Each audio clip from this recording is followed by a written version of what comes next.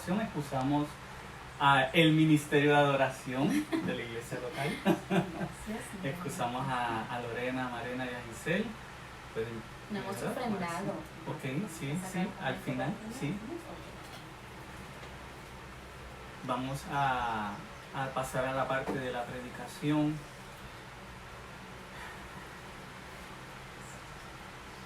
Decía Charles Spurgeon, que es le dicen el príncipe de los pastores, un predicador de hace varios siglos atrás en Inglaterra. Él decía que no podemos pensar que es aburrido predicar de la pasión y muerte de Jesucristo, porque habían personas que le decían, pero usted no se cansa todos los Viernes Santos, todo el tiempo estar hablando de Jesucristo. Y él decía, eso es como decir que, ¿verdad? Y estoy parafraseando sus palabras. Él decía, eso es como decir que ir al mar aburre. Ir y ver el mar, ver la playa, es aburrido. Que siempre es lo mismo, que todas las olas son iguales y que el color del mar siempre está del mismo azul. Si hay algo que yo disfruto de mi bello y mi precioso Arecibo, es pasar por la marginal. Yo no sé si ustedes lo disfrutan también. Mirar hacia el faro y ver las olas. A veces las olas están que suben hasta la carretera, a veces las olas están más bajitas. A veces el mar está de un azul bien intenso, a veces está como turquesa. Él decía, también hablar de que me aburro, hablar de Cristo, decir que yo me aburro de hablar de Cristo es como decir que cada atardecer es exactamente igual. Porque cada atardecer tiene colores diferentes, tiene diferentes intensos de anaranjado, de amarillo, de azules, de violeta. Las nubes son diferentes. Él decía, ¿cómo podemos decir que nos aburrimos o que vamos a hablar siempre lo mismo sobre Cristo, sobre el día, sobre todo un día tan precioso como este que es Viernes Santo? Él decía, ¿no te cansas de hablar de la cruz de Cristo? Pues mira, hermano, yo tampoco me canso de hablar de la cruz de Cristo. Y le decía a mi esposa que mientras más miraba los textos de los 4 evangelios, más cosas encontraba y mi mente estaba dando vueltas. Y escoger un punto de enfoque es un poco difícil, porque tanto que hizo el Señor en ese corto tiempo. Ahorita tengo otros versos. Esto es la computadora por ahí cerquita. Decía, cuando estaba leyendo, mientras leía, ni mis ojos se enfocaron en este verso que tienen en pantalla, que es Marcos 15, verso 2. Y dice, Pilato le preguntó, ¿eres tú el rey de los judíos? Respondiendo él, refiriéndose a Jesús, le dijo, tú lo dices. Gracias, Señor, por tu palabra. Gracias porque tu palabra es rica, es preciosa, nos edifica cada día, Señor, y nos muestra el carácter de Jesucristo y nos transforma tu palabra. No solamente nos informa, sino que tu palabra no es la letra solamente, es tu espíritu que ministra a nuestra vida y la cambia y la transforma. En el nombre de Jesús te doy gracias, Señor. Háblame y háblale a mis hermanos y a mis amigos que están a través de estos medios, Señor. En el nombre de Jesús. Amén. Esta pregunta aparece en los 4 evangelios. Pilato, interrogando a Jesús, le dice, ¿eres tú el rey de los judíos? Y Jesús le dijo, tú lo has dicho. Y la gran pregunta de la Escritura del Nuevo Testamento es, ¿quién es Jesús? ¿Quién es Jesús? ¿Eres tú? ¿Quién eres tú? Usted no le ha preguntado a Jesús, ¿quién eres tú? Jesús, ¿quién eres tú? Para que yo te adore, para que yo te dé mi vida, para que yo te cante, para que yo haga todas las cosas que hago, para que hoy todo el mundo se detenga. Algunos dicen, no, pues no se puede detener por algo religioso, pero sí porque es Pascua, porque celebramos la primavera, porque celebramos aquello, ¿verdad? Todos los que no quieren aceptar de alguna forma que esto es una celebración religiosa, pues dicen, no, que esto es primavera, que es aquello, que es es el verano, ¿qué es lo otro? ¿Qué es tantas cosas? Empieza el verano por allá más adelante, que ahora es la primavera. Y buscan cualquier excusa para no decir que hoy celebramos la muerte de Jesucristo. ¿Por qué celebramos un viernes y detenemos todo para celebrar a Cristo? Y mire, Pilato no fue el único en preguntarle a Jesús quién era, ¿verdad? Porque esa pregunta, ¿eres tú el rey de los judíos? A Pilato le importaba poco si era el rey de los judíos o no era el rey de los judíos. Él está preguntando, ¿quién eres tú para hacer este alboroto? Pilato se dedicaba a crucificar gente, enemigos del Estado. ¿Y usted cree que él entrevistaba a cada uno de ellos? Le importaba muy poco. Pero Jesús vino a trastornar la realidad de Pilato. Y como aquel que se enfrenta al otro, que están a punto de encontrarse a cantazo limpio, que sí sé, ¿y quién eres tú? ¿Tú no sabes quién soy yo? Pues así está Pilato diciendo, ¿y quién eres tú? ¿Eres tú el rey de los judíos? Y miren, en otros versos de la palabra, en Lucas, en Juan, en Mateo, la gente hace muchas preguntas a Jesús. ¿De quién es Él? Y la proposición de esta mañana, la propuesta que yo te hago es que solo mirando a la cruz podremos entender quién es ese que se llama Jesús. Preciosa la canción de nuestra hermana Lisandra y nuestra hermanita Andrea. Muy pertinente para lo que estamos hablando. Llévame a la cruz. Solamente desde la cruz podemos entender, a los pies de la cruz, quién es este que se llama Jesús. Mire, hay infinidad de programas, montones de programas que hablan de quién es Jesús. Si usted ve en Discovery Channel, en TLC, válgame Dios, en National Geographic, la revista Time, ¿quién es Jesús? ¿Y quién es Jesús? El verdadero Jesús. La vida de Jesús. ¿Será Jesús hijo de Dios? Bueno, tantas. Y la gente piensa que sabiendo un poco más de la parte histórica, van a creer en Jesús. La gente piensa que esa pregunta es una pregunta que se contesta solamente con la ciencia. Y sí, la ciencia puede contestar algunas cosas sobre qué es Jesús. Hay gente que han investigado, han hecho sus investigaciones, como Lee Strobel. Lee Strobel, que hizo su libro, ¿verdad? El caso de Cristo. Él hizo una investigación periodística completa. Pero hay algo que tiene que rendirse dentro de uno, no solamente el intelecto, sino que solamente en la cruz se rinde también nuestra alma. El problema de quién es Jesús es que en los 4 evangelios está esta pregunta. Algunos decían, ¿quién es este que hace milagros? ¿Quién es este que habla con autoridad? ¿Quién es este que perdona pecados? Ustedes saben muchas de esas preguntas. Pablo, dime alguna de esas preguntas. ¿Quién es este que el mar y el viento le obedecen? ¿Quién es este, como decía Pilato, que se hace llamar rey de los judíos? Inclusive, ¿quién es este, decían los fariseos, que se hace llamar hijo de Dios? Pilato le pregunta, ¿eres tú el rey de los judíos? Y Jesús le contesta, tú lo dijiste. Todas las veces Jesús le contesta, tú lo dijiste. En Juan le dice, bueno, ¿lo dices tú o alguien más te lo dijo? Pero esa es la realidad. Tú lo dijiste. Y Pilato aún así le devuelve y le dice, no me respondes nada. Bueno, ya le contestó, tú lo dijiste, tú dijiste que yo soy el rey de los judíos. Y Pilato le dice, no me respondes nada, no me vas a responder. Bueno, ya te respondió. Lo que pasa es que la respuesta no te satisface. Y así somos nosotros, no nos satisface la respuesta que da Jesús.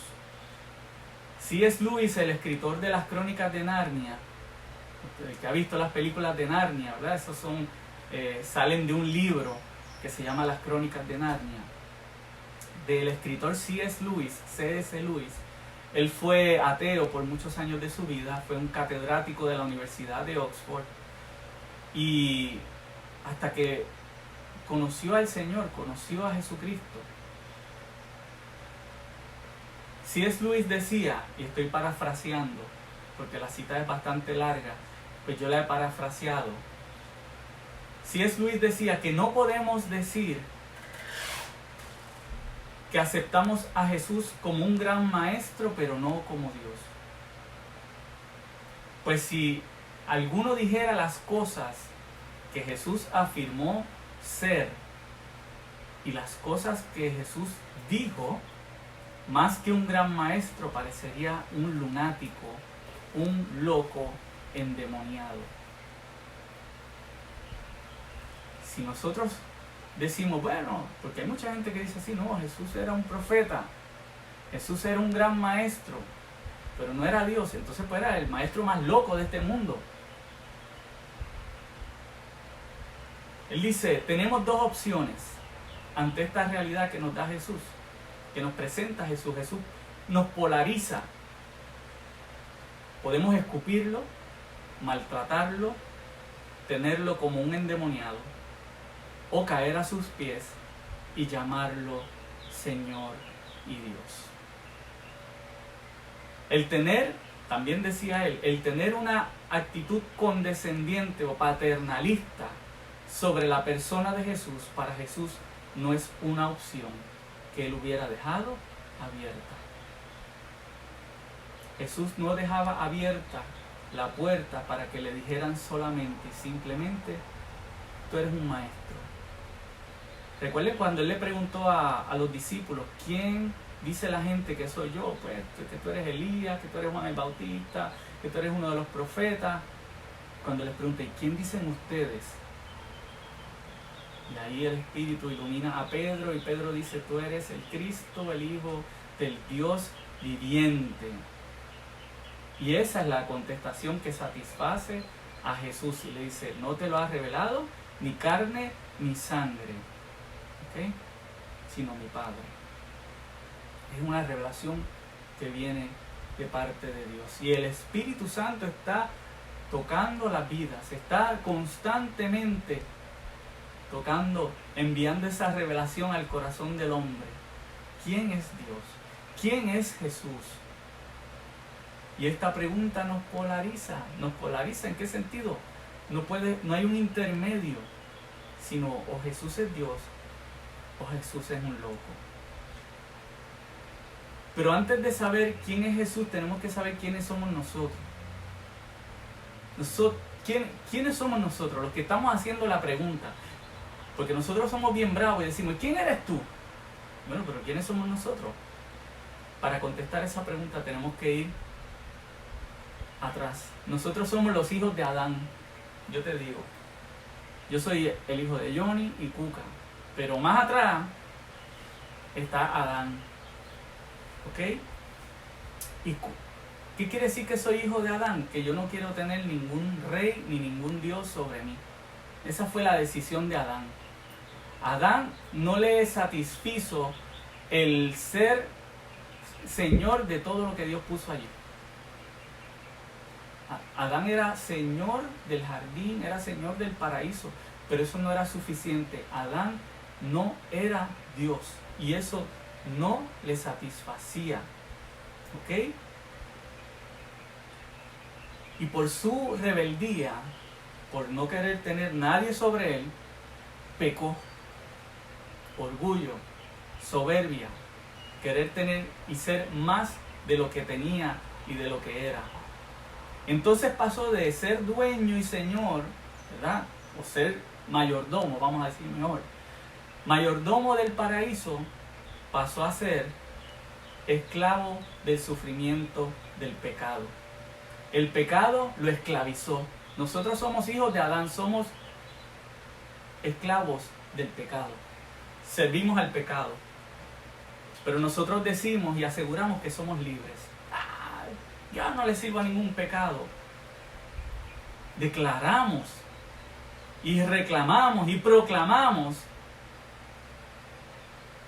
de que somos libres, pero esa libertad, esa aparente libertad, la reclamamos siempre para ejecutar cosas malas, cosas que el pecado es el que nos dicta. No sé si me entendiste. Nosotros somos esclavos del pecado. Y cada vez que decimos, yo no soy esclavo de ningún pecado, yo hago lo que yo quiero, yo soy libre, y usamos esa libertad ¿para qué? Para hacer cosas malas. No usamos esa libertad para hacer cosas buenas.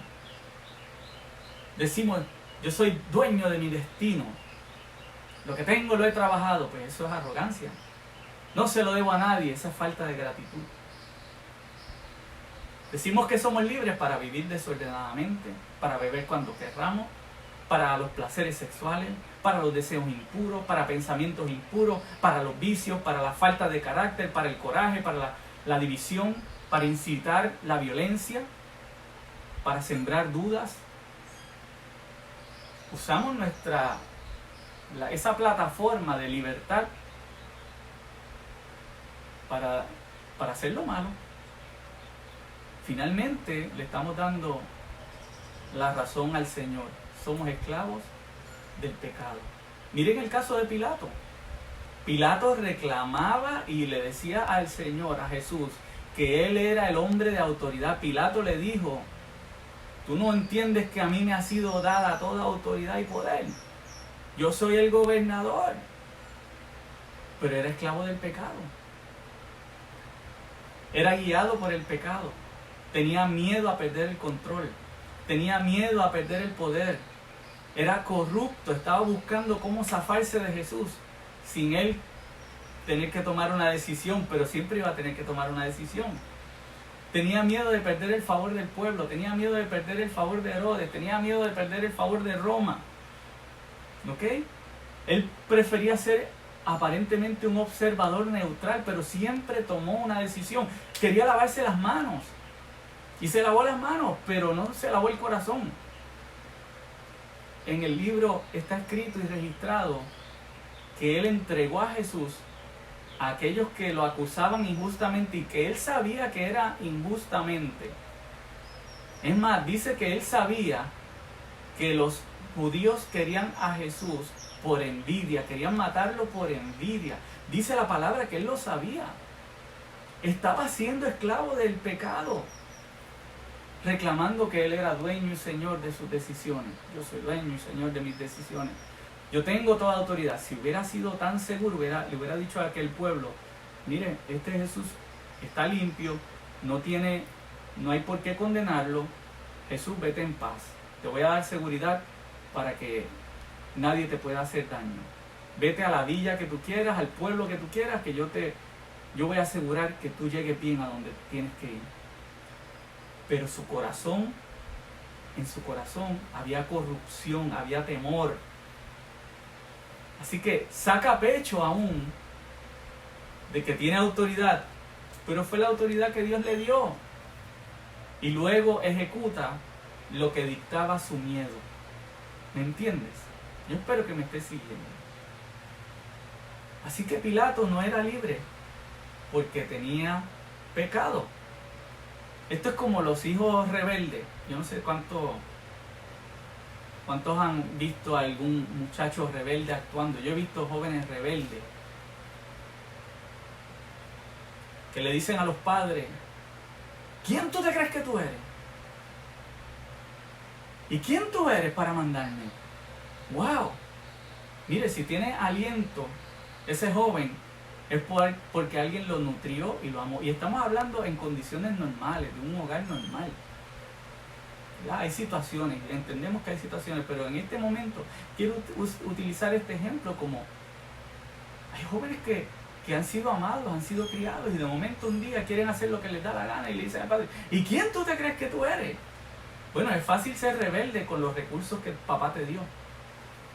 Es fácil ser rebelde desde la cama que pagó tu papá y tu mamá, y desde la compra y el celular que pagan ellos. Es fácil ser rebelde desde la comodidad.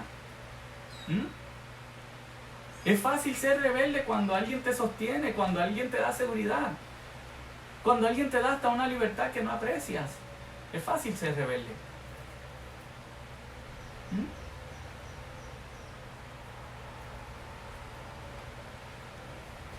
¿Saben que son los hijos de esos padres?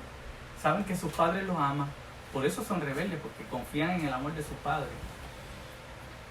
pero su pecado no les permite dar el valor y el lugar que tienen sus padres. Así somos nosotros. Somos hijos de Adán y no queremos que nadie nos mande. No queremos tener a nadie vigilándonos. No queremos tener a nadie a quien adorar, solamente a nosotros. No queremos tener a nadie sobre nosotros. ¿Quiénes estuvieron preguntando? ¿Quiénes preguntaron en la Escritura? ¿Quiénes le preguntaron y le cuestionaron a Jesús? ¿Quién tú eres? Los hijos de Adán. Los hijos del pecado, los fariseos, los saduceos, eran los grupos religiosos predominantes. Cuando ellos vieron que Jesús se empezó a levantar y empezó a crecer y empezó a ganar popularidad, les dio envidia, decía el texto en Marcos. Les dio envidia. Y entonces no querían ya a Jesús. Y empezaron, ¿y quién tú eres? Pilato le hizo esa pregunta, los sacerdotes del templo le hicieron esa pregunta, los soldados le hicieron esa pregunta. Pero no para saber realmente quién era Jesús, sino para burlarse. No fue para conocer, sino para atropellarlo. Preguntaron desde la arrogancia, desde el coraje, desde la ira, desde el miedo de perder su poder, desde la ceguera espiritual. Lo entregaron a Pilato por envidia. Ellos preguntaban dos cosas. Si usted va hacia atrás en los evangelios, los sacerdotes y los saduceos y los fariseos preguntaban dos cosas esenciales a Jesús: si era el Hijo de Dios, y como Pilato preguntó si era el Rey de los judíos. Dos cosas que tienen que ver con autoridad. O sea, si Jesús es el Hijo de Dios, tiene autoridad sobre nosotros. Si es el Rey de los judíos, también tiene autoridad sobre nosotros. Y esas dos cosas les preocupaban mucho a ellos. Y esas cosas nos preocupan a nosotros hoy en día. ¿Por qué hay tanto programa? Porque la gente pregunta, si Jesucristo es Dios, entonces tiene autoridad sobre nosotros. Eso es un problema para nosotros, es un problema para el hombre. Mire, la gente hoy en día espera un restart. Y ¿verdad? Estos cultos le hemos llamado a esta Semana Santa comenzando en cero. La gente quiere un restart, quiere un botón de comenzar en cero. Por eso a veces la gente se va para Estados Unidos, ¿verdad? Acá en Puerto Rico tienen alguna necesidad económica y entendemos eso, ¿verdad? No es... Pero hay gente que se va huyendo. Hay gente que no tienen tanta necesidad y se van huyendo. No es porque tienen un trabajo nuevo o whatever. Hay gente que simplemente dice, yo me quiero ir de aquí y necesito empezar en cero. Ahora no te puedes ir para ningún lado porque todos los sitios están igual. Al Amazonas a lo mejor te podrás ir. Pero dentro de este restart, dentro de este comenzar en cero, la gente está esperando que termine este tiempo y piensan, vamos a comenzar en cero otra vez. El gobierno te dice que vamos a empezar en cero, que vamos a empezar cosas nuevas, que van a haber negocios nuevos, que va a haber muchas cosas nuevas, pero en el corazón del hombre, mientras tanto, te está diciendo que estamos en un tiempo de crisis, estamos en uno de los tiempos más oscuros de la humanidad y sigue habiendo corrupción, sigue habiendo gente tomando decisiones por intereses creados, sigue habiendo gente tomando ventaja sobre los necesitados, sigue habiendo gente engañando. Mire, de las primeras cosas en medio de esta crisis que hubo, es que había gente llamando en nombre del IRS a los ancianitos, en nombre de los planes médicos, pidiendo información personal para ver cómo los estafaban, visitándolos a las casas. Nuestro restart, nuestro nuevo comenzar, nuestro comenzar en cero, no lo podemos poner en manos de otro hombre. No lo podemos poner confiadamente en manos de otra persona, ni siquiera de nosotros mismos. No puede ser otro ser humano el que le dé restart a tu vida. Entiéndelo. Pablo nos dice en Romanos y también nos lo dice en Corintios que Jesús es el nuevo Adán, es el segundo Adán. El primer Adán, yo te dije, no quería tener nadie sobre sí, no quería un Dios. Del paraíso se mandó al pecado, del paraíso a la servidumbre, a la esclavitud del pecado, pero ahora viene el segundo Adán. Él es el único que nos puede, Él es el que comienza en cero, Él es el comienzo de la nueva humanidad. Jesús nació diferente a Adán, nació en la pobreza para el servicio de la humanidad. Adán dejó su gloria para servirle al pecado, pero Jesús dejó su gloria para servirte a ti. Adán soltó la mano del Padre en busca de su propia vida, pero Jesús dejó su vida en el Calvario para que tú y yo podamos entonces agarrarnos de la mano del Padre nuevamente. Entonces, ¿quién es ese Jesús? Leía Alondra, uno de los versos de los capítulos más preciosos de la Escritura. Dicen que esa es la joya del Antiguo Testamento, Isaías 53. Dice que él nació como una raíz de tierra seca, mano. El que no ha visto, si usted ve en la jardinera de nosotros en este momento, va a haber muchas raíces de tierra seca, unos palitos allí, todos virados, secos. El jardín está descuidado, está, miren, unos palitos feos. Así era Jesús. Dice que no tenía hermosura, no tenía nada atractivo, no era una estrella de rock, no era como, vamos a seguirlo. No era una estrella de K-pop, que la gente se vuelve loco, ¿ok? No tenía nada para que la gente lo deseara. Era un varón de dolores. Dice que fue desfigurado. Ese es el restart de la humanidad. Amando en el sufrimiento y sufriendo porque amaba. Ese es el comienzo, este es el nuevo comienzo, es a través de Cristo Jesús. Jesús no comenzó en el paraíso, sino que fue ¿desde dónde? Desde aquí hacia el paraíso, para llevarnos hacia el paraíso. ¿Quién era Jesús? Mire, yo sé que para Lázaro Jesús fue vida. Para la mujer adúltera Jesús fue perdón.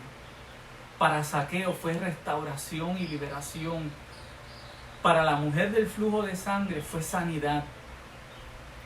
Para el gadareno endemoniado fue liberación.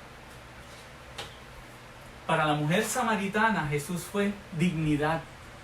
Aquella mujer que todo el mundo le daba de codo porque había tenido 5 maridos.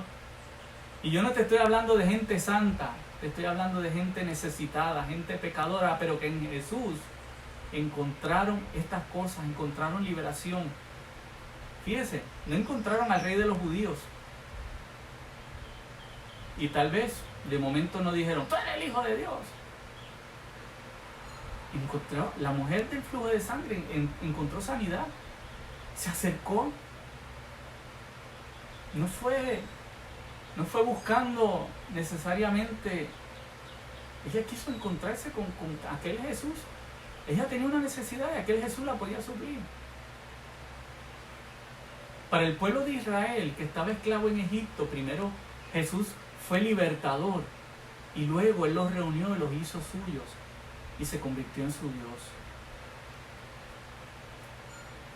Jesús, todo aquel que se acerca necesitado a Él, va a encontrar sanidad, va a encontrar liberación, va a encontrar perdón.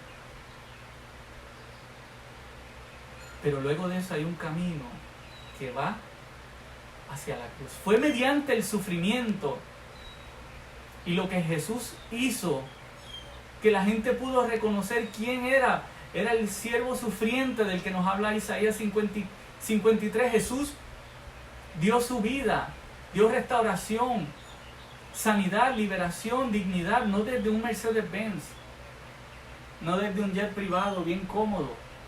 Lo hizo caminando por los caminos polvorientos de Galilea y Jerusalén. No lo hizo desde un trono en medio de un palacio, sino que Jesús hizo su ministerio en medio del pobre, en medio del necesitado, en medio de la crítica, en medio de la amenaza de muerte. Mire, Jesús lo querían matar desde que nació. Y muchas veces, si usted lee los evangelios, muchas veces cuando hablaba, querían matarlo. Y él se escabullía en medio de la gente, decía, oye, espérate, este no es el momento, así no es.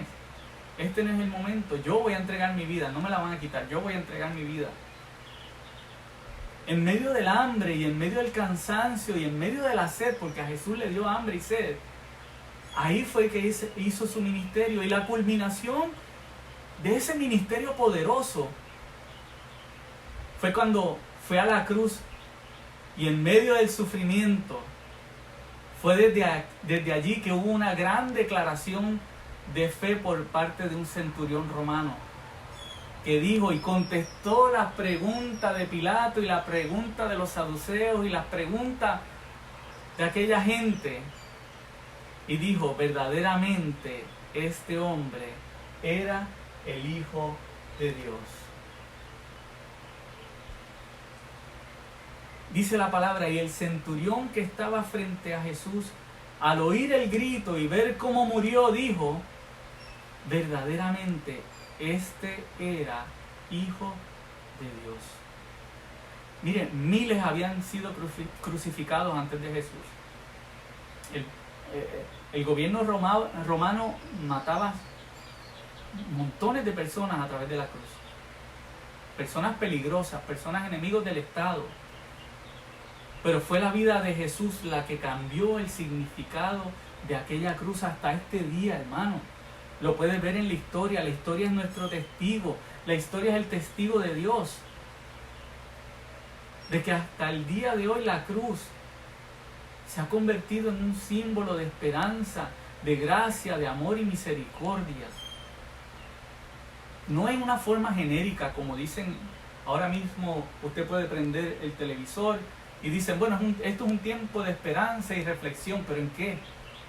Como el tiempo de acción de gracia. El tiempo de acción de gracia es tiempo de agradecer. ¿A quién? La esperanza tiene un nombre, el agradecimiento tiene un nombre. Es Cristo Jesús. No descansa en el vacío, sino en la persona de Cristo Jesús. Y yo todavía no he visto a nadie cambiar el significado de la horca, ni el significado de la silla eléctrica, ni el significado del pelotón de fusilamiento, ni el significado de la cámara de gas. Sin embargo, el instrumento de muerte más terrible que había existido en aquella época, que era la cruz romana, Cristo la transforma en un instrumento de gracia. Y es desde los pies de la cruz que aquel centurión dice: verdaderamente este hombre era el Hijo de Dios.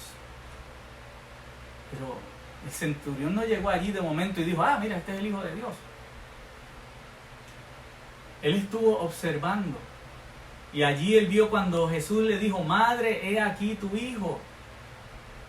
Cuando Jesús hizo una pausa para encargar su madre al discípulo amado, a Juan, para que su madre no quedara desamparada, no solamente emocionalmente, sino económicamente. Vemos el cuidado de Jesús por su madre.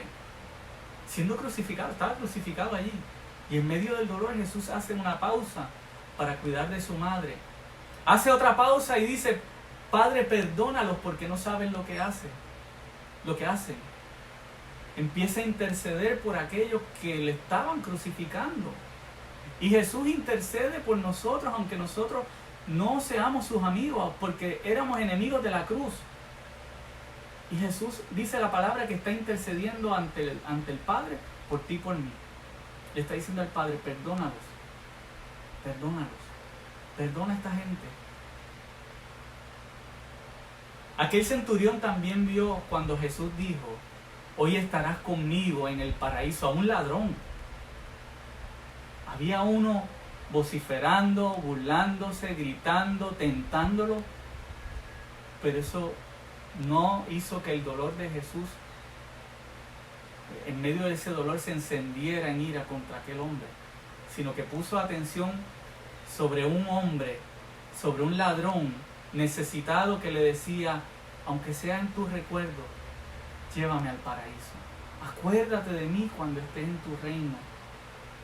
Y Jesús le dijo: hoy estarás conmigo en el paraíso, haciendo actos de salvación aún en su momento más terrible. Jesús le estaba arrebatando almas al infierno. Y es desde allí, como testigo, que este hombre dice: verdaderamente este era el Hijo de Dios. Entonces vamos concluyendo. ¿Te has preguntado quién es este Jesús?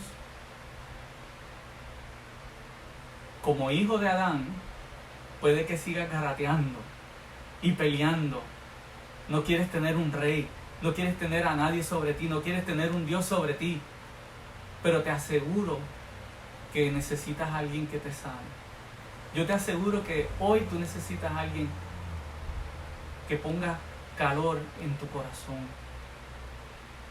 que ponga seguridad en tu alma, que calme tu ansiedad, que necesitas perdón, que necesitas reconciliación, que necesitas controlar tu carácter, que necesitas familia, que necesitas vida conectada, en paz con la gente, y que necesitas paz para tu alma. Eso yo lo sé, aunque estés garateando. Este camino, esa búsqueda de esa paz te va a llevar a la cruz. Solamente a la cruz. No es al yoga, no es a la meditación, no es a tomar más medicamentos. Es en la cruz donde puedes encontrar esa paz. Necesitas reconocer hoy como el hijo pródigo. El hijo pródigo malgastaba la herencia, malgastaba lo que él no había trabajado. Le decía al padre, dame lo que me pertenece, pero él no lo trabajó, el padre se lo dio. Nosotros somos libres, vivimos en un planeta precioso, disfrutamos de unas playas que no construimos, disfrutamos de árboles que nosotros no sembramos, comemos frutos que no sembramos, comemos cosas que nosotros no las construimos, no se nos ocurrieron, no salieron de nuestra imaginación, pero destruimos nuestro planeta, destruimos nuestras vidas, tenemos hijos que nosotros, mire, aunque haya usted tiene su esposa y tiene su relación, esos hijos usted no puso sus manitas ahí para construirlos, los hizo el Señor. Entonces los maltratamos y les hablamos y desviamos sus vidas de forma que son afectados. Así era el hijo pródigo, quería hacer con su vida lo que él quería, pero claro, es fácil desde una herencia que tú no trabajaste, desde una herencia que tú no diste una gota de sudor por ella. Y créeme, y te aseguro que tú no diste una gota de sudor por el oxígeno que respiras hoy, ni por el agua que te tomas. Todas las bendiciones que tú disfrutas hoy han sido dadas por el Padre. Dice, por el Padre de las luces, dice, creo que es en Santiago. Que hoy proclamas tu libertad desde las ataduras del coraje, del miedo, de los vicios, de la indiferencia, del no me importa. Yo te invito hoy a comenzar en cero. Hoy. Te invito hoy a hacerlo hoy. Que al igual que aquel centurión puedas escuchar las palabras de Jesús desde la cruz y decir verdaderamente, este hombre era el Hijo de Dios. Que mires la cruz, que mires a Jesús y que hoy puedas encontrar en Él no solamente un sanador, no solamente un libertador, sino puedas ver al Hijo de Dios. Quisiera, antes de terminar, hacer un llamado a la distancia. Eso es entre tú y Dios. Yo solamente hago el llamado y tú decides. Pero siempre la predicación nos lleva a una decisión, nos lleva a una encrucijada, nos lleva a una crisis emocional, a una crisis espiritual. ¿Qué decisión yo tomo hoy ante la cruz de Jesús? Hoy llamo a aquellos que se preguntan con sinceridad quién es este, que sus palabras hoy todavía causan revuelo y todavía sus palabras polarizan la gente. Esas palabras que tienen tanta autoridad y están llenas de tanta verdad. No escuches las palabras solamente de labios de otros, métete y lee. ¿Quién es ese? ¿Quién es ese que dijo cosas tan poderosas? ¿Quién es ese que habló de forma tan hermosa y que me amó hasta la cruz? Hoy llamamos a aquellos que desean regresar a la cruz. Aquellos que desean decir en la cruz, Señor, yo reconozco que soy un pecador, que he perdido el camino, que al igual que el hijo pródigo perdí mi camino, Señor. Yo llamo a aquellos que hoy quieren decir, Señor, yo me arrepiento de haber menospreciado por tantos años tu cruz. Y llamo a aquellos que hoy dicen, me entrego a tus pies y te confieso, Señor, como mi Dios y mi Salvador. Oramos en esta hora. Señor y Padre Celestial, Rey eterno, Rey de gracia y de misericordia, en esta hora te presento a mis hermanos y hermanas, aquellos que están al otro lado de esta cámara, al otro lado del lente, Señor, y están muy necesitados de oración, y están haciendo un compromiso contigo y dicen, se van a dar la oportunidad hoy de comenzar en cero una nueva vida contigo. Te pido que tú los rescates, Señor, que ellos sientan el rescate tuyo, que ellos sientan en su corazón la renovación de tu Espíritu Santo. Que tu gracia, Señor, sea sobre ellos, salvando, liberando, sanando y santificando, Señor. Gracias por tu palabra, porque ella es preciosa y es bendita, Señor. Y para aquellos que necesitan hoy libertad, aquellos que necesitan sanidad, aquellos que necesitan compañía, aquellos que necesitan ánimo, sé tú impartiéndolo. Aquellos que necesitan reconciliación contigo y con sus seres queridos, Señor, que hoy se den la oportunidad de vivir a plenitud, de vivir en gozo y echar a un lado el coraje y vivir agradecidos de lo que tú haces, Padre. En el nombre de Jesús entregamos esta predicación a ti, estas palabras. Amén. Amén. Damos gloria al nombre del Señor y doy gracias a ti, por tu paciencia, por haber sacado este espacio para escuchar la palabra de Dios. Y espero que así haya sido. Antes de terminar, vamos a pasar a un momento, ¿verdad?, que siempre es muy importante para nosotros, y es el momento de ofrendar al Señor.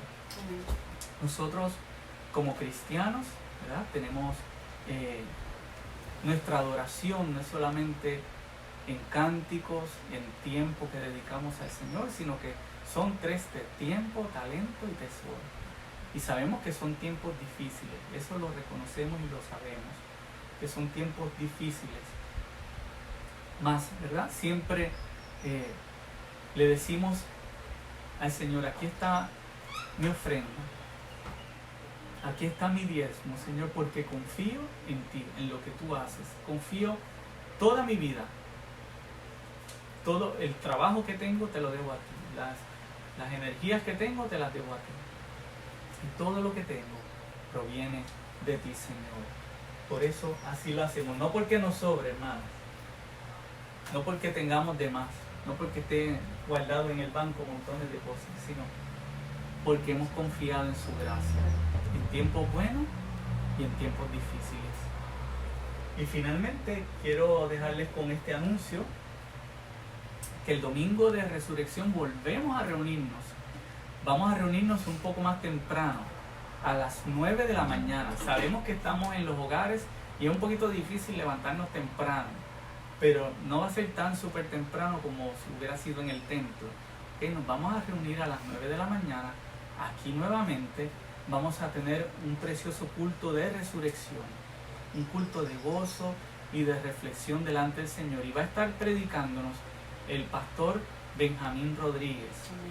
Vamos a tener también especiales y vamos a tener un tiempo muy lindo. Así que esperamos poder verte el domingo nuevamente y que compartas este tiempo con nosotros. Vamos a orar para terminar. Un saludo a Lula, que nos ve desde Miramar, Florida, a Lourdes y a Liam.